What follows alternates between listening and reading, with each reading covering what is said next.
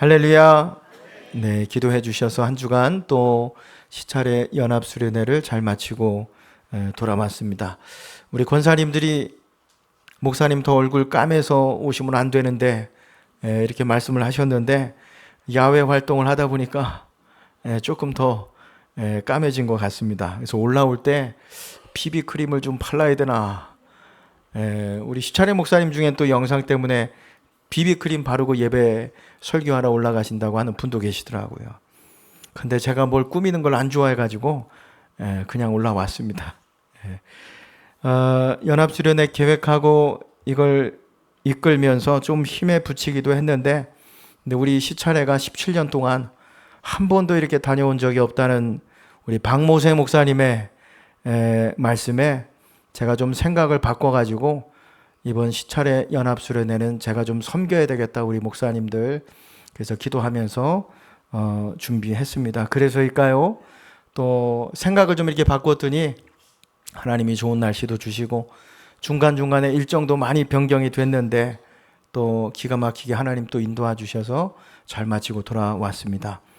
기도해 주신 성도님들께 감사드리고 우리가 선교사님과 한국교회 어려운 교회 위해서도 기도해야 되겠지만 저리 여주 또 이천 지역에 또 섬기고 있는 우리 시찰 목사님들 위해서도 여러분 또 기도해 주시면 감사드리겠습니다. 2부 예배는 좀 질문을 드리면서 시작을 하려고 하는데, 세상에서 가장 어렵지만 또 세상에서 가장 손쉽게 바꿀 수 있는 것이 있다고 그럽니다. 여러분 이게 뭔지 아시겠습니까? 내 생각입니다. 내 생각. 나만 마음 먹으면 되기 때문에. 그렇죠? 내 생각은 누가 방해할 수 없잖아요. 내가 결정하면 되는 거 아니겠습니까? 그러면 여러분 어떤 생각들을 하시면서 살아가십니까? 혹시 그 생각을 바꾸고 싶은 마음은 안 드시나요? 랜드 포쉬라고 하는 교수가 마지막 강이라고 하는 책을 썼는데 이분이 췌장암 판정을 받았어요. 그래서 46인데 아직 젊은 나이 아니겠습니까?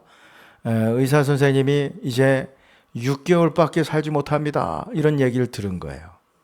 그래서 이분이 그 이야기를 듣고 생각을 좀 바꾸기로 합니다. 그래서 앞서서 가장 바꾸기 쉬운 게 뭐라고 그랬어요? 내 생각이라고 그랬잖아요. 그래서 이 교수님이 생각을 바꾸는데 나는 6개월밖에 살 수 있는 사람이 아니다. 나는 6개월이나 살 수 있는 사람이다. 생각을 바꿨어요. 이게 보통 교통사고를 당하거나 급성 심장마비에 갑자기 죽는 사람들도 많은데 하나님이 나에게 6개월이라는 시간을 주셔서 가족들과 또 살 수 있게 하셨으니 이게 얼마나 감사한가. 생각을 바꿨어요. 6개월밖에가 아니라 6개월이나. 이 생각을 바꾸고 이분이 교수니까 어떻게 했을까요? 강의를 하는데 6개월 기간 동안 더 열심히 그냥 성을 다해서 강의를 하고 글도 쓰고, 그리고 아내의 생일이 또 있었던 것 같아. 케이크를 사다가 직접 노래를 부르면서 생일 축하도 해주고, 그러면서 남긴 책이 마지막 강입니다. 여러분 한번 읽어보셔도 좋을 것 같아요. 이 책에 보면 이런 이야기가 있어요. 이 가게 몇 시에 닫습니까? 이렇게 물어보면 8시에 보통 문을 닫는다 그러면 뭐라고 대답해요? 이 가게 몇 시에 문 닫아요? 그러면 8시에 문을 닫습니다, 이렇게 대답하지 말라는 거예요. 우리 가게는 8시까지 문을 열어놓습니다. 안경을 왜 씁니까? 물으면 뭐라고 대답해야 돼요? 안 보여가지고 씁니다, 이게 아니라 어떻게 해요? 잘 보기 위해서. 어떻게 알았어요? 잘 보기 위해서 씁니다, 이렇게 대답을 하라는 거죠. 어떻게 보면 생각의 작은 차이인데 이게 말을 바꾸고 삶을 바꾼다라고 하는 것입니다. 여러분 어떤 생각과 어떤 말을 하면서 사시나요? 안 된다, 못한다, 문제 있다 그러니까, 아니면 할 수 있다, 해보자 하면 된답니까? 올 한해 저희에게 주셨던 하나님의 비전이 주님 앞에서 다시 주님과 함께 주님을 위해서 살아갑시다, 이게 저에게 주신 비전인데, 저는 말씀을 준비하면서 이게 정말 주님 앞에서 주님과 함께 살아가는 삶이 아니겠는가. 안 된다, 못한다, 문제 있다가 아니라 하나님이 함께 하시니까 한번 해보자. 할 수 있다. 여러분, 이런 말을 생각하고 이런 생각과 말을 가지고 살아가는 거. 이게 하나님 앞에서 하나님과 함께 살아가는 사람들의 신앙인의 모습이 아니겠습니까? 오늘 빌립보서 4장 13절 말씀에 보면 사도 바울이 이렇게 고백합니다. 함께 읽어보실까요? 내게 능력 주시는 자 안에서 내가 모든 것을 할 수 있느니라 그럽니다. 내게 능력 주시는 자 안에서 내가 요것만 아니요 모든 것을 할 수 있습니다. 정말 바울은 이런 마인드와 생각을 가지고 하나님과 함께 하면서 많은 사역을 감당했죠. 많은 사람들을 가르치고 세우고 교회를 개척하고 전도하고 나중에는 순교까지 하지 않습니까? 오늘 이 시간에는 여러분, 사도 바울이 어떻게 이런 생각과 말을 할 수 있을까? 모든 것을 다 할 수 있다고 그러는 거예요. 이런 생각과 말의 어떻게 보면 근원은 무엇일까? 어떻게 그 많은 하나님의 사역들을 감당해 갈 수 있었을 것인가를 한번 살펴보도록 하겠습니다.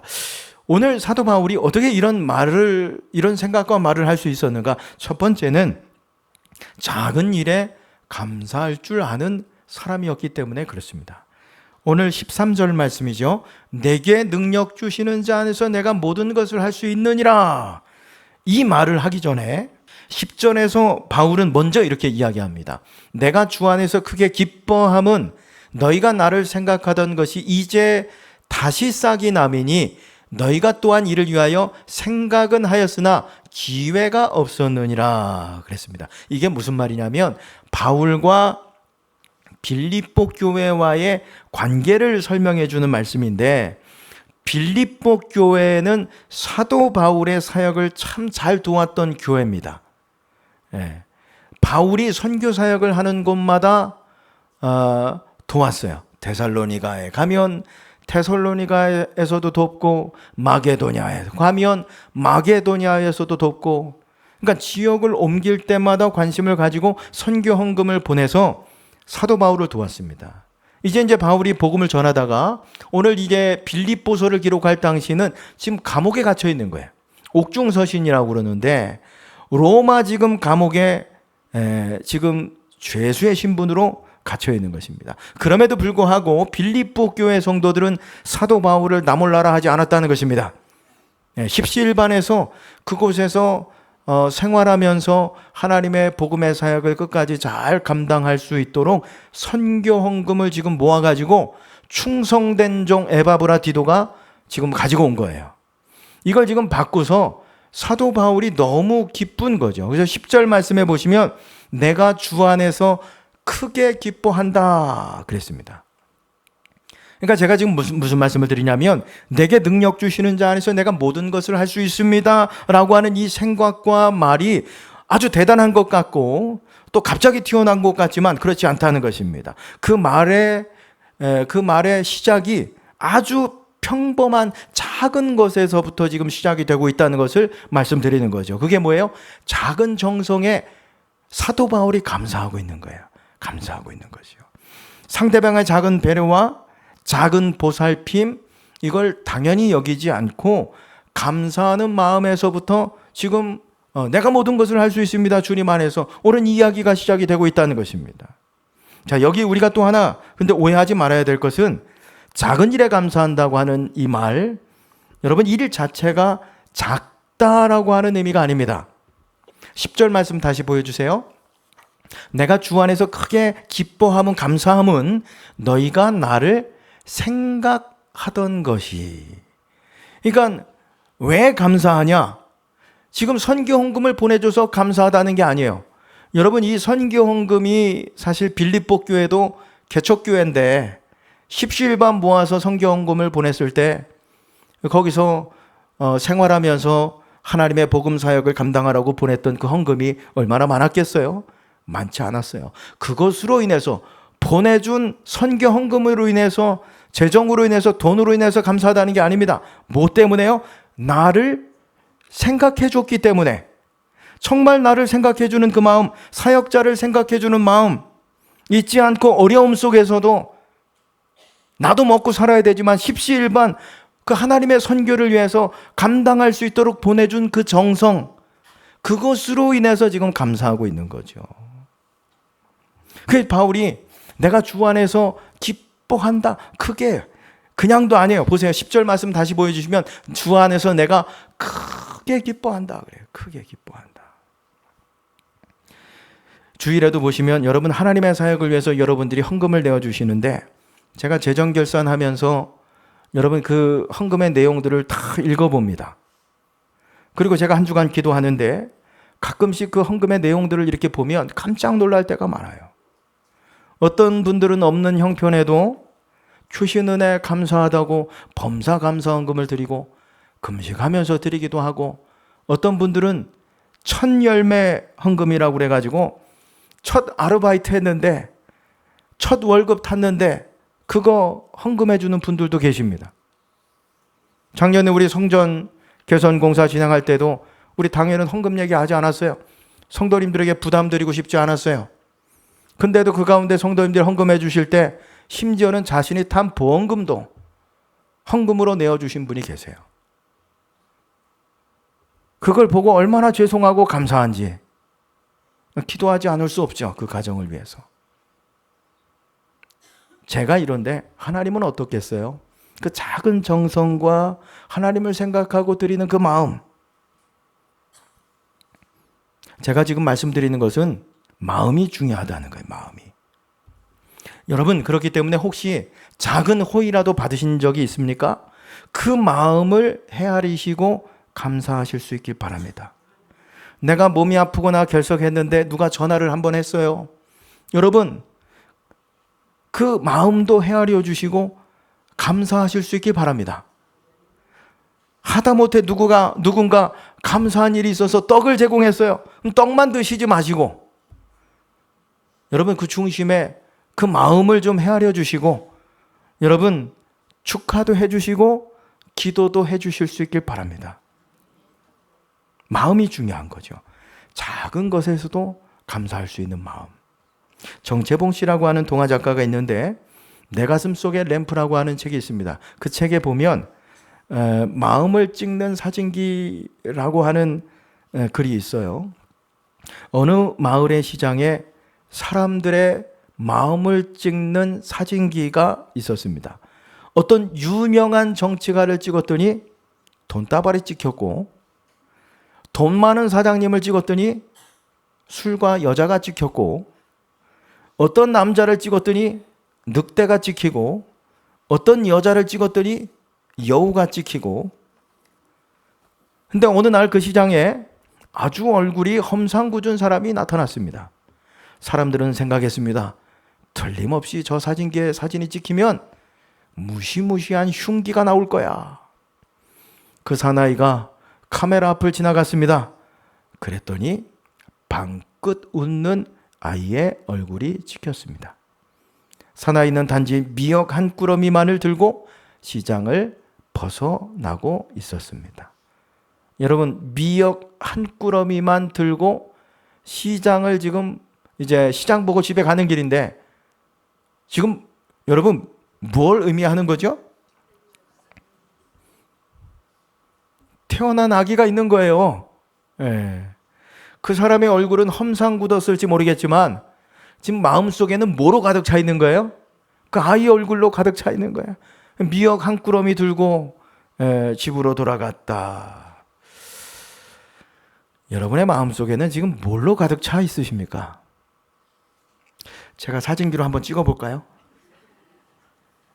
제가 여기서 이렇게 사진기로 찍으면 여러분들의 마음은 무엇이 찍혀 나올 것 같습니까? 말씀이 찍혀 나오시길 바랍니다.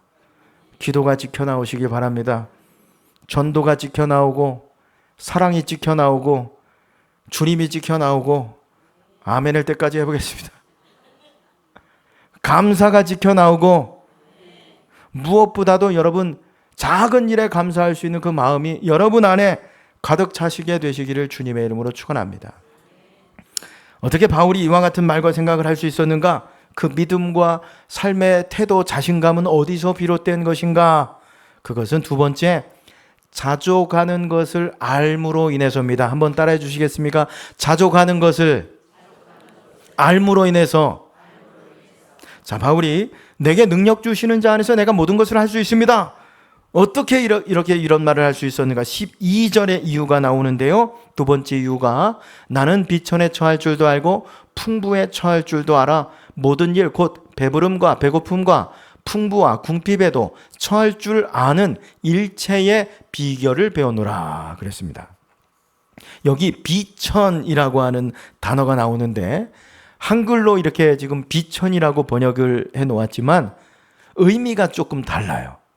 비천이라는 이 헬라어 원어를 보면 자신을 떠받치고 있는 이것이 없어진 것을 말하는 거예요.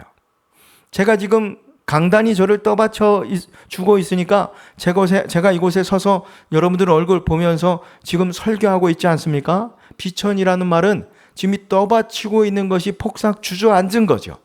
사라져버린 것입니다. 누군가 나를 지지해 주지 않아서, 나를 서포트해 주지 않아서 푹 꺼진 걸 말하는 거예요. 이게 비천이거든요. 바울은 이런 경험을 했어요. 하나님의 선교 목회 사역을 감당할 때 굶주렸어요. 배고팠어요. 추위를 경험하고 40의 감암에 한 대도 맞고 이 억울함도 경험했어요. 또 바울은 풍부에 처할 줄도 안다 그랬습니다. 여기 풍부의 의미도 어떤 필요가 채워지는 것 이상을 말하는 것입니다. 그러니까 필요가 채워진 그 이상으로 넘치도록 채워지는 경험도 했다는 것입니다. 그러니까 중요한 건 뭐냐면 사도 바울이 내가 비천에 처하든지 풍부에 처하든지 나는 이것을 다 관통하는 일체의 비결을 배웠다. 비결을 배웠다. 여러분 여기 일체라고 했는데 이게 두 글자로 번역이 됐는데 이 일체를 헬라어로 보면 이렇습니다. 한번 읽어보실까요? 시작.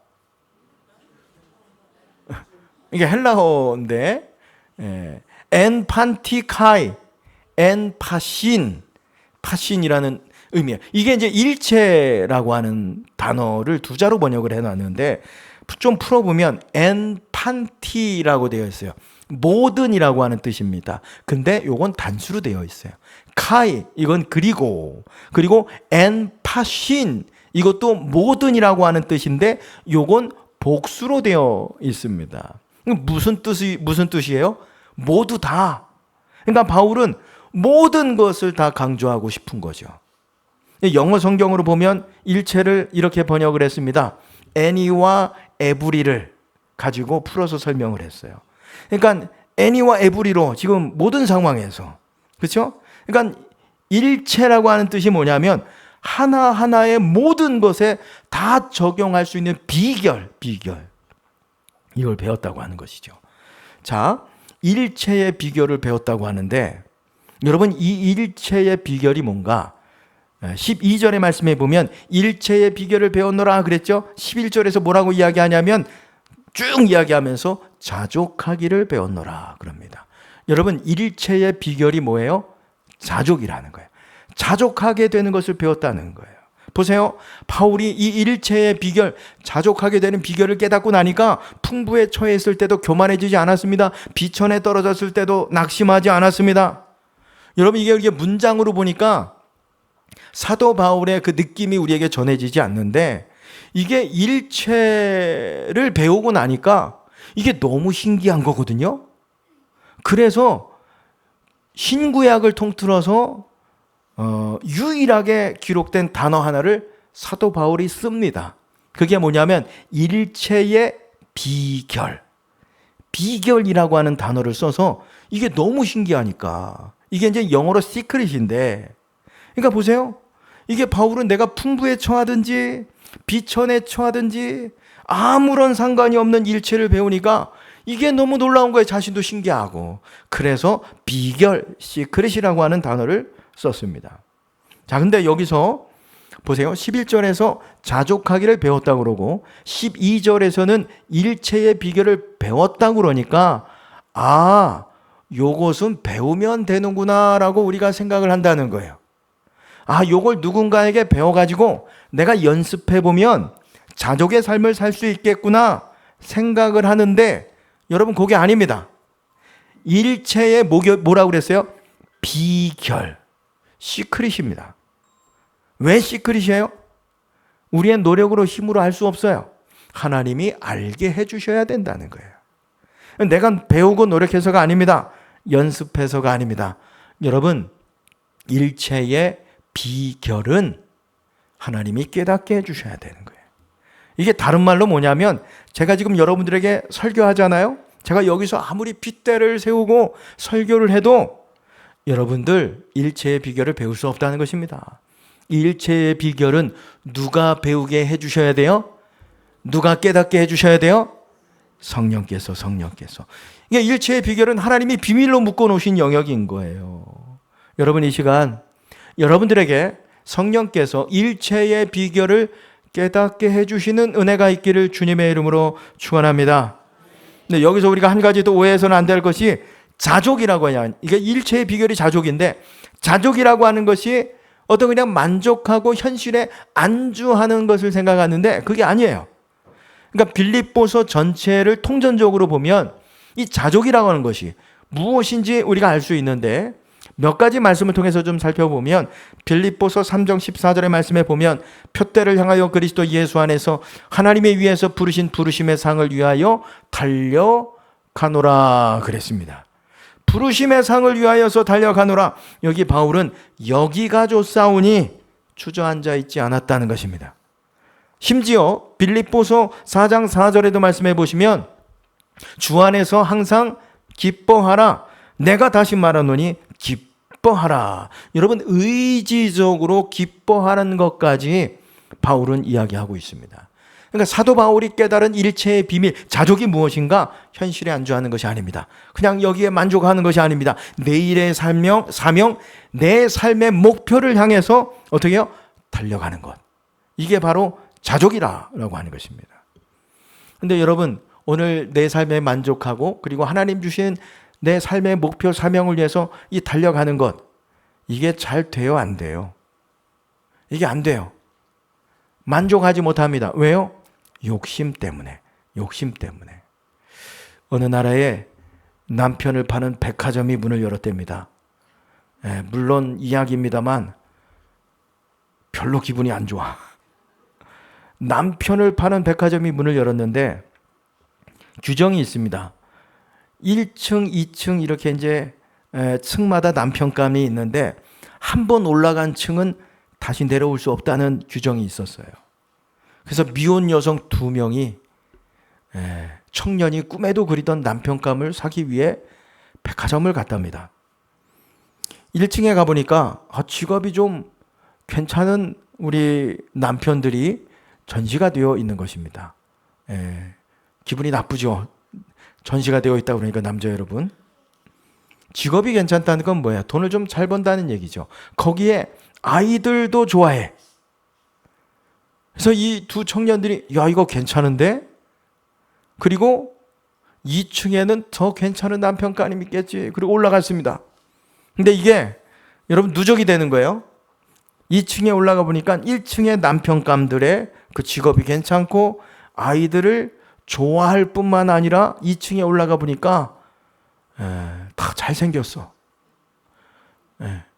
다 성시경이고 BTS고 이게 너무 좋은 거야.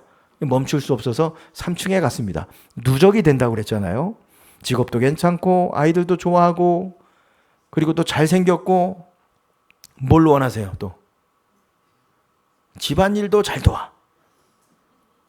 이야 이것도 괜찮은데 한층 더 올라갔어요. 4층에 올라가 봤더니 어땠을까요? 어떤 남편감들이 있을까요?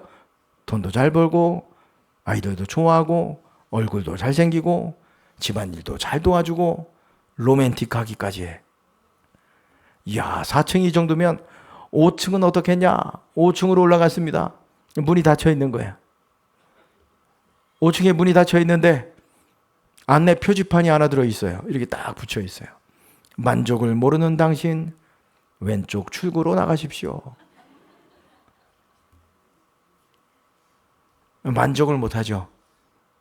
욕심 때문에. 바라기는 욕심을 버리고 여러분 지금 주신 내 삶이 하나님이 주신 삶이니 만족하면서 자족하면서 하나님 주신 사명을 위해 달려가는 저와 여러분도 되시기 바랍니다.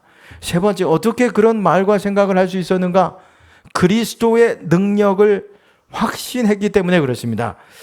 13절 우리 이 말씀은 내게 능력 주시는 자 안에서 내가 모든 것을 할 수 있습니다. 여러분 이 말씀은 어떻게 보면 사도 바울의 인생 철학이라고 할 수 있을 텐데 보세요. 바울은 자기 힘으로 할 수 있다고 말하지 않아요. 내 능력으로 재능으로 할 수 있다고 말하지 않아요. 내가 가진 인맥으로 할 수 있다고 생각하지 않아요. 어디서요? 무엇으로 인해서 내가 모든 것을 할 수 있다고 얘기합니까? 내게 능력 주시는 자 안에서, 내게 능력 주시는 자 안에서 내가 모든 것을 할 수 있습니다. 그리스도의 능력을 확신하기 때문에 오늘 바울이 이런 이야기를 할 수 있는 거죠. 사실 바울은 선교사가 되기 전에 모든 것을 할 수 없는 인물이기도 했어요.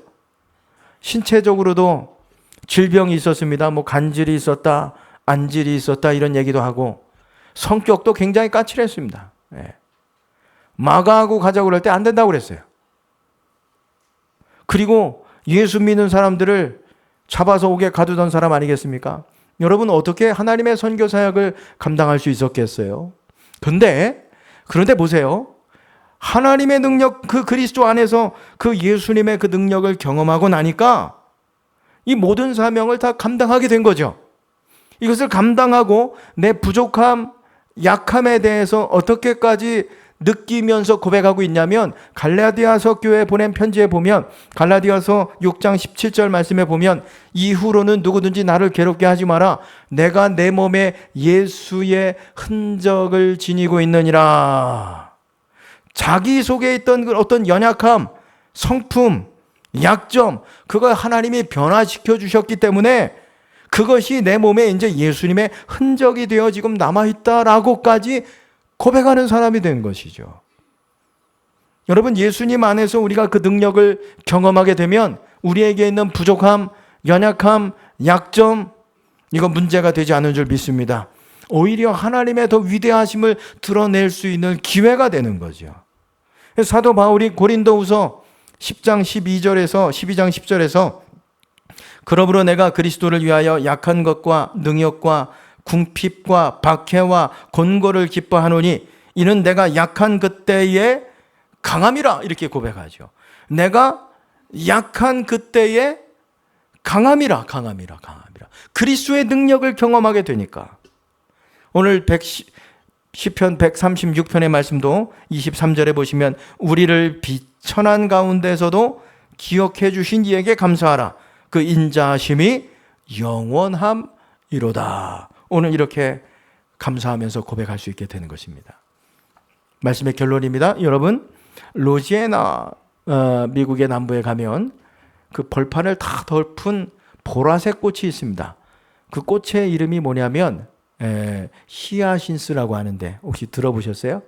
집에 키우시는 분들이 계실지 모르겠어요. 히아신스라고 하는 꽃인데 이게 남부에 그렇게 가득 이제 이렇게 벌판을 덮을 정도로 꽃이 가득하게 된 이유가 있는데 1884년 뉴올리언스에서 이제 엑스포 박람회를 하게 된 것입니다.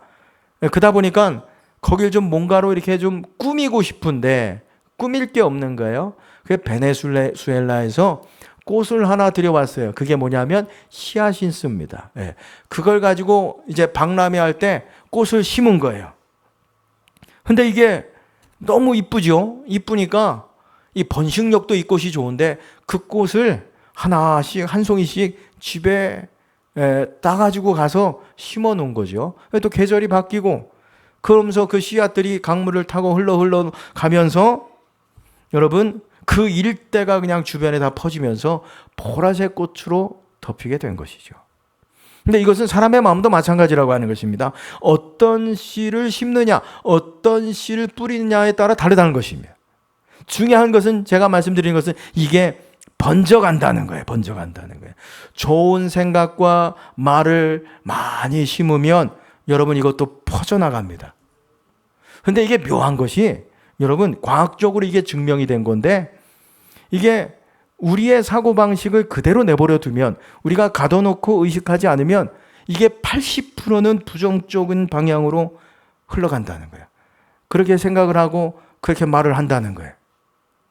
여러분, 우리가 의식하고 의도적으로 우리의 생각을 가두어서 말하지 않으면 여러분, 우리 삶은 부정적으로 흘러갈 수밖에 없어요. 그럼 그런 사람들이 많아지면 공동체가 어떻게 서갈 수 있겠습니까? 그렇지 않겠습니까?